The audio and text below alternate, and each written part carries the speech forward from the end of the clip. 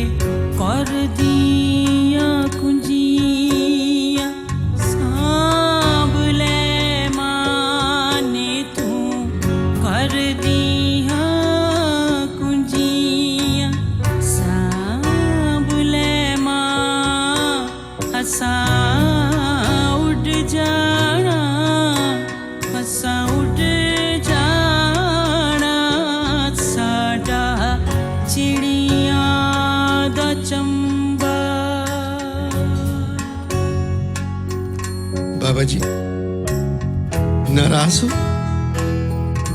अगर नहीं हो तो फिर अपनी लाडली को खत क्यों नहीं लिखा? बहुत सारी बातें तुम्हें बताना है। अम्मा से कहना अपनी हरी चादर तलाश करना छोड़ दे। वो मैंने चुपके से अपने बक्से में रख ली। जब अम्मा की याद आती है मैं वो चादर सूंघ लेती हूँ और यूं लगता है मैं अम्मा की बाहों में।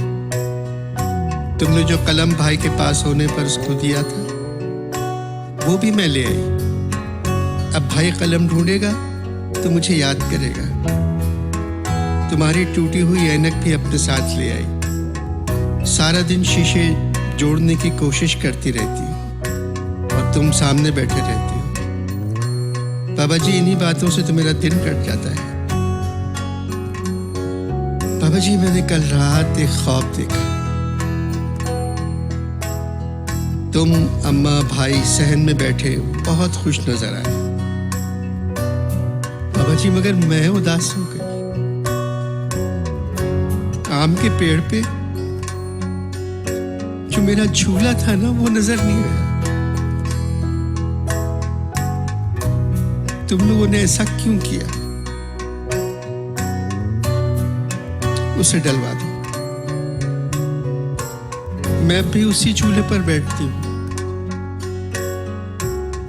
और कच्चे आम तोड़ के खाने लगती हूँ। तुमने अच्छा नहीं किया बाबूजी। तुम्हारी लाडली।